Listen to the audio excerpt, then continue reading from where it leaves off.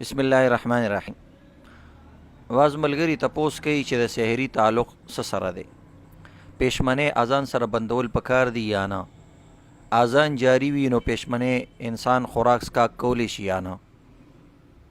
دا یاد لرل پکار دی چې د روزې تعلق ټیم سره دی، وخت سره دی، اذان سره نه دی.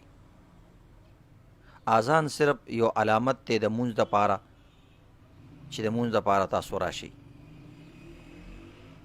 نور د روزې تعلق وخت سره دی چې کله سبا صادق شروع شي، روزه شروع شي او سبا صادق نه وړاندې مخکې خوراک کول جایز وي او دغه غروب آفتاب پورې چې کله نور پریوزي روزه ختم شي. دا قرآن صراحتاً بیان کړی دی، کلوا واشربوا حتی یتبین لکم الخیط الابیض من الخیط الاسود من الفجر. چې کله تور تار د سپین تار نه جدا شي، شپه د ورځ نه جدا شي، نو بیا روزه شروع شي. ثم اتموا الصیام الی اللیل، به شپې پورې تاسو روزه نیسئ. نو دا قرآن صراحتاً وخت بیان کړی چې دغه وخت د روزې دی.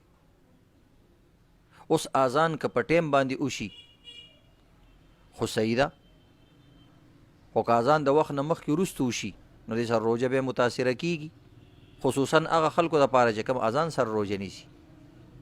نو لہذا مثلا زموږ د پاکستان ټیم مطابق 4 بجې سحري بندېږي، نو به چې 4 بجې شوې د دې نه یو 2-3 منټه احتیاطاً مخکې انسان له پېشمنې بندول پکار دي.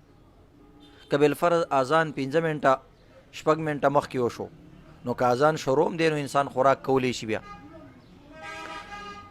او دا شان که بالفرض وخت تیر شوی دی، یو انسان خوراک کوي 15 منټه د پاسه 4 بجې دي او بیا هم خوراک کوي، نو د روزه نه کېږي بیا. نو د روزې تعلق ټیم سره دی، اذان سره نه دی. ځان سره نقشه ساتل پکار دی، ټیم برابرول پکار دی. البته یو حدیث کې راځي چې کله اذان کېږي اذا سمع احدکم النداء والاناء على يده فلا يزع حتى يقضي حاجته منه. چې کله اذان شروع وي نو یو روایت کې راځي چې خپل حاجت پوره کوه، کلاس کې دی اوبه نیولې وي نو ویس کا. د دې څه مطلب دی؟ د دې مطلب دا دی د حدیث نبی علیه الصلاۃ والسلام هم دې خبرې ته اشاره کوي چې د پېشمني د روزې تعلق چې کوم دی اذان سره نه دی. یعنی که تا ته اندازه وي چې ټیم باقي دی او اذان شروع وي نو بیا هم ته خوراک کولی شي. د دې دا مطلب نه دی چې اذان ختم شوی، ټیم ختم شوی وي او اذان کوي. لکه بعضې علاقو کې اذان وروسته کېږي ځکه اذان خو د مونځ دپاره کېږي، نو لہذا که یو ځي کې 10 منټه بعد کې اذان وشي نو بیا به هم انسان خوراک کوي. نه، دا خو د روزه نه صحیح کېږي بیا. نو دا د جنگ جګړو خبرې نه دي. لکه نبي علیه الصلاۃ والسلام یو ځل فرمایل چې بلال اذان کوي نو تاسو خوراک کوئ، ځکه هغه به د سهار اذان نه کو، یا به د سهار اذان وختي کو، بعضوی د تهجد اذان به کو.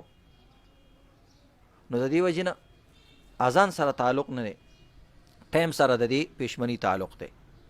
البته که اذان شروع شو یو ځای کې سړي ته اندازه وي، بعضې علاقو کې لکه اوس عرب امارات او سعودي دغه ځایونو کې اذانونه په ټیم باندې کېږي، خو بیا منټ 2-3 منټه مخکې وشي او یو انسان وږی دی، هغه ټیم را پاڅېدو بل څه نشته دی، نو که دغه ټیم یې څه خوراک وکړو ده ته اندازه وي چې منټ 2 منټه 3 منټه پاتې دي، خیر دی خوراک یې وکړو، هېڅ خبره نشته، ټیم پسې تک پکار دی.